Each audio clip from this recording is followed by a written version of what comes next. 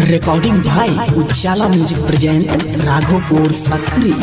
जिला के पानी रानी पीने तू छही पीने तू छही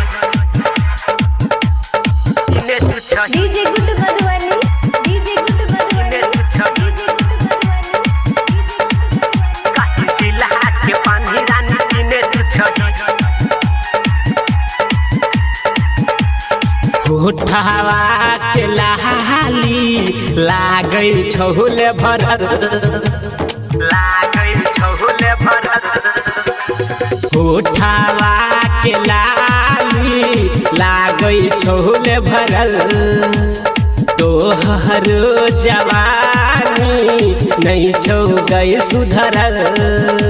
आ फाटल अपन जो बना के सीने तू छही केतक जिला के पानी रानी पीने तू छही केतक जिला के पानी रानी पीने तू छही होठवा के लाली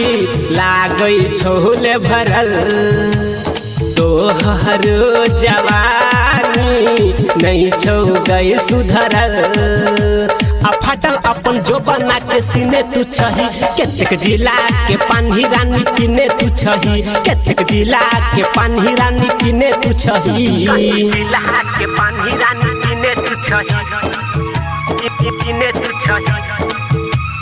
DJ good Madhubani DJ good Madhubani पीने तू छही जिला के पानी रानी पीने तू छही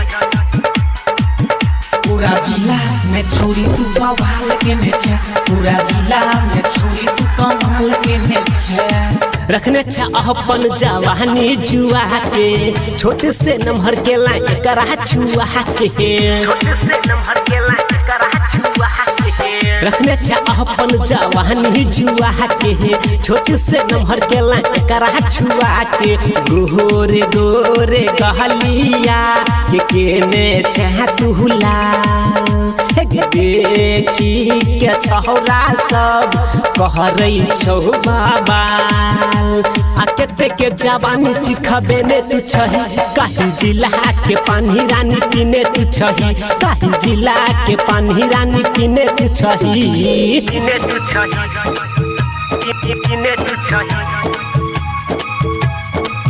काहे जिला के पानी रानी पीने तू छही पीने तू छही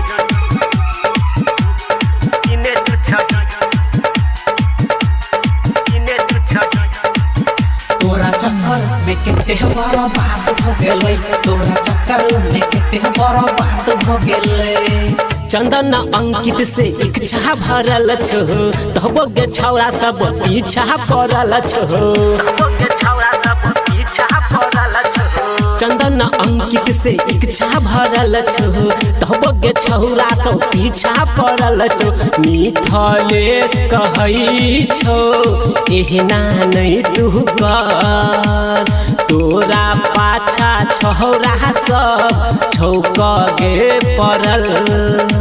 आ परदीप पहला देख के पगले ने तू छही केतक जिला के पानी रानी पीने तू छही केतक जिला के